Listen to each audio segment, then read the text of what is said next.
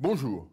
Le 1er février prochain, Janet Yellen prendra la présidence de la Federal Reserve, c'est-à-dire de la Banque centrale américaine. Alors effectivement, elle a été nommée par Barack Obama, mais sa nomination doit être validée par le Congrès. Et cette période-là, probablement au cours du mois de novembre, va être extrêmement intéressante parce que, en tant que future présidente de la Federal Reserve, elle va s'exprimer sur la façon dont elle réfléchit, sur la façon dont elle imagine l'évolution de la politique monétaire au cours des prochaines années. Et ce sera très utile à la fois pour les investisseurs, mais aussi pour les économistes, pour appréhender au mieux la pensée de la nouvelle présidente de la Federal Reserve.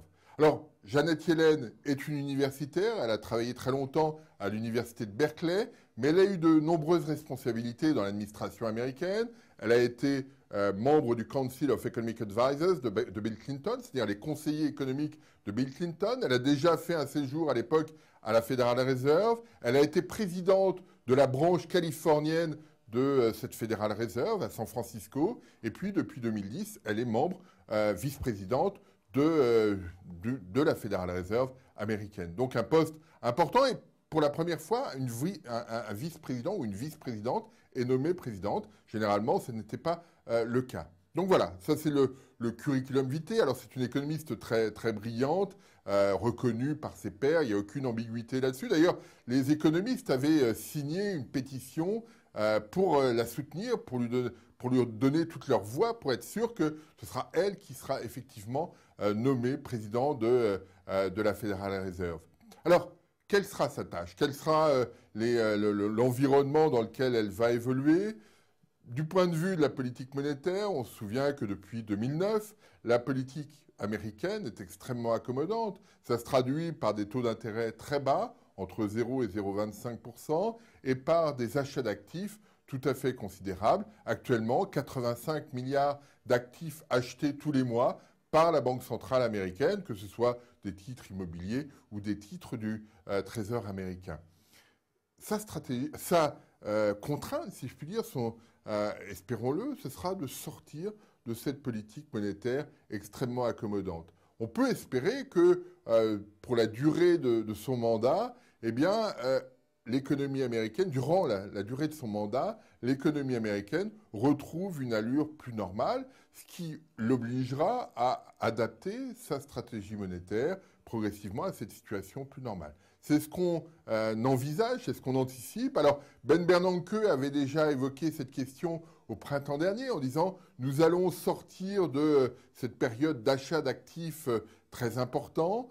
Il ne l'avait pas fait parce que les données économiques n'étaient pas au rendez-vous, parce qu'il craignait que la situation budgétaire qu'on a connue aux États-Unis soit préoccupante pour l'évolution de l'économie américaine. Donc il avait mis le holà sur une éventuelle réduction des achats d'actifs. Mais Janet Yellen va reprendre cette situation et probablement donner une impulsion nouvelle, à elle de déterminer le moment à partir duquel il sera nécessaire de réduire les achats d'actifs. Ce qui est intéressant dans la configuration actuelle, c'est qu'elle est dans la même dynamique que Ben Bernanke. Alors, Ben Bernanke avait voulu terminer le travail, si je puis dire. Il avait mis en place toute une série de stratégies très accommodantes. Il voulait mettre en musique, si je puis dire, le moment où cette stratégie allait progressivement s'estomper. Il n'a pas eu la possibilité de le faire pour tout un tas de raisons sur lesquelles on est déjà intervenu, mais ce sera à Janet Yellen de faire le travail. Alors, l'ampleur de la tâche va être considérable parce qu'il suffit de regarder le bilan de la Federal Reserve. Je l'ai mis ici en graphique. Vous avez le bilan de la Federal Reserve en pourcentage du PIB américain et on voit la rupture à partir de 2008-2009 qui est tout à fait considérable. Avant cette date-là, le ratio, la taille du bilan de la Fed en pourcentage du PIB était stable à un très bas niveau et on voit que depuis, il y a eu une augmentation très significative et l'objectif, si effectivement l'économie américaine retrouve une allure normale, eh bien, ça va être d'inverser cette tendance haussière au cours des prochaines années. Alors, la question qui est souvent posée est de se dire, mais si effectivement il y a inversion de la stratégie, est-ce que ça ne va pas être dramatique sur le marché obligataire américain? Parce que tous ces actifs, il faudra les revendre. Ben non. la Federal Reserve va les garder dans son portefeuille et va les gérer en extinction, comme on dit, c'est-à-dire attendre qu'ils soient remboursés par le Trésor américain ou par les émetteurs sur les titres immobiliers. Donc on a ici une absence de rupture. La question qui va être posée est de savoir à quel moment, effectivement, Janet Yellen va mettre en place une stratégie d'inflexion des achats d'actifs pour que progressivement, cette dynamique du bilan s'estompe, s'infléchisse. Et ce sera peut-être en 2014, ce sera peut-être en 2015. Si on suit les préconisations, d'une certaine manière, de Ben Bernanke, ce sera probablement davantage en 2014 qu'en 2015, mais on attendra d'avoir la vision de Janet Yellen sur cette question.